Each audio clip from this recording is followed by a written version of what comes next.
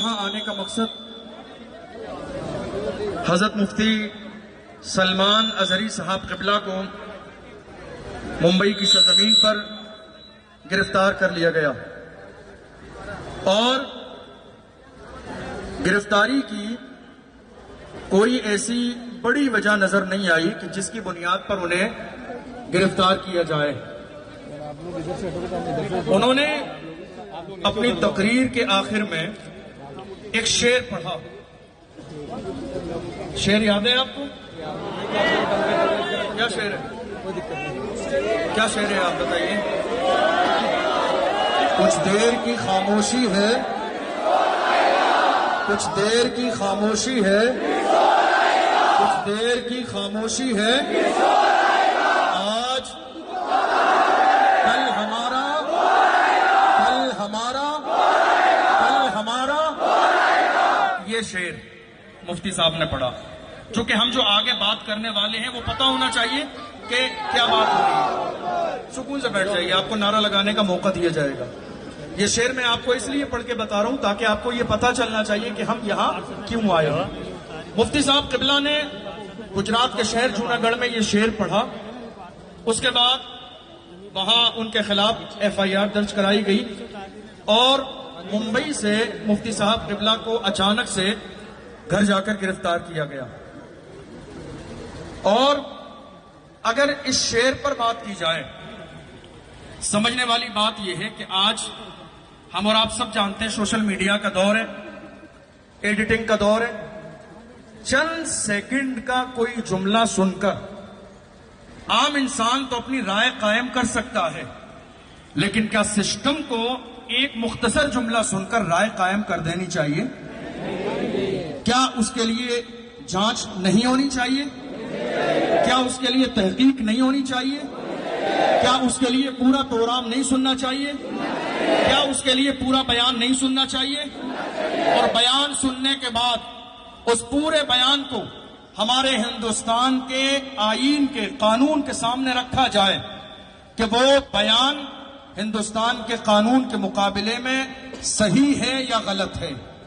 اگر ملک کے قانون کے مقابلے میں وہ غلط ہو تو ملک کے قانون کے مطابق سزا دی جائے۔ اس میں ہم کوئی ہمدردی نہیں کریں گے۔ جو غلط ہے وہ غلط ہے، جو صحیح ہے وہ صحیح ہے۔ لیکن بات دراصل یہ ہے کہ مفتی صاحب قبلہ کے ساتھ ایسا نہیں ہوا۔ مفتی سلمان اظہری صاحب قبلہ کا ایک جملہ سنا گیا اور جملہ سننے کے بعد اچانک گرفتاری ہوئی۔ حالانکہ طریقہ یہ تھا کہ انہیں نوٹس دینا چاہیے تھا اور نوٹس دیا جاتا اور اس کے بعد باضابطہ اس مسئلے کی تحقیق ہوتی، لیکن مفتی صاحب قبلہ کو اچانک سے گرفتار کر لیا گیا اس ایک جملے کے لیے۔ حالانکہ صحیح بات یہ ہے، ان کی پوری اسپیچ سوشل میڈیا پہ موجود ہے، دیکھی جا سکتی ہے۔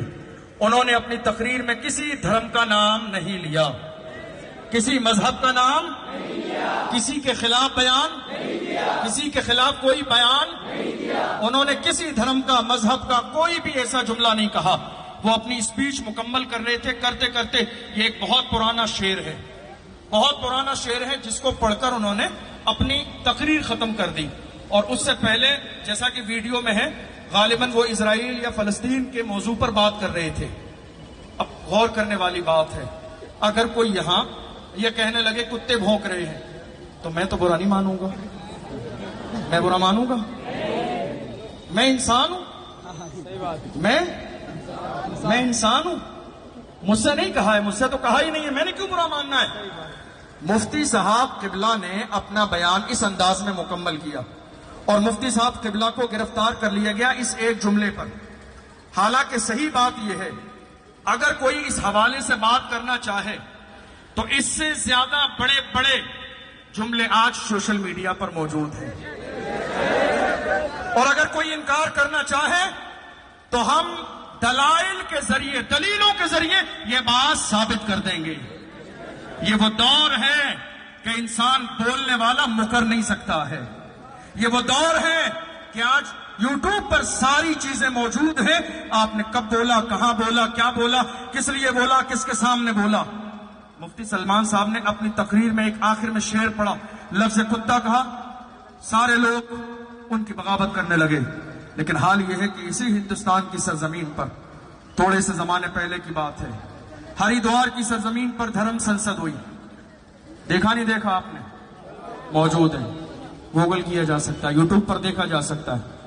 وہاں پر باضابطہ یہ اعلان کیا گیا 20 لاکھ مسلمانوں کا قتل عام کیا جائے.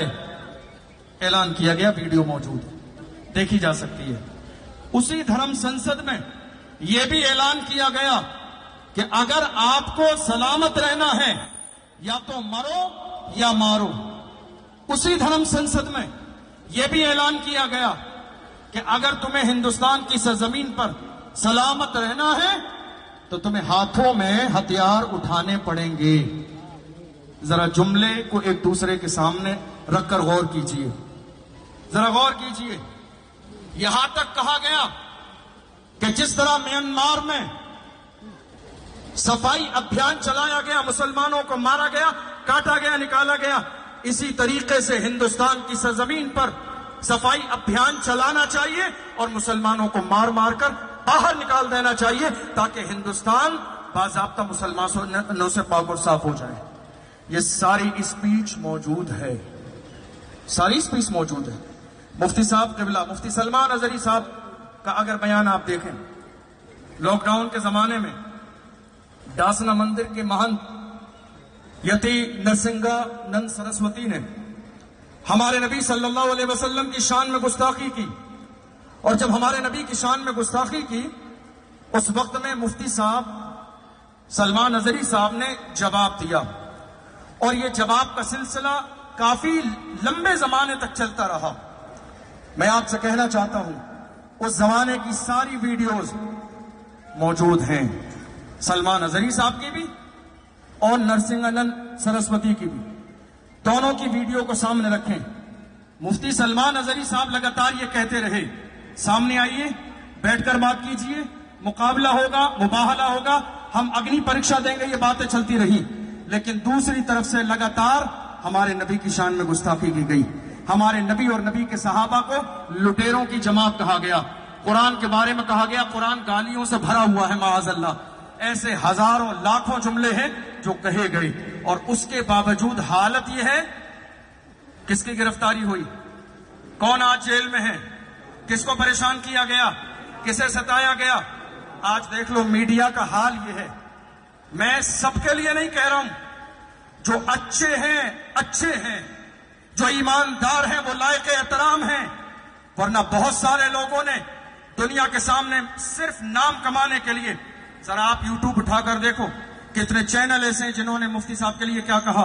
زہریلا مولانا پکڑا گیا، زہریلا بیان دینے والا پکڑا گیا، ماحول خراب کرنے والا پکڑا گیا. میں آپ سے پوچھنا چاہتا ہوں، زہریلا بیان کیا ہے؟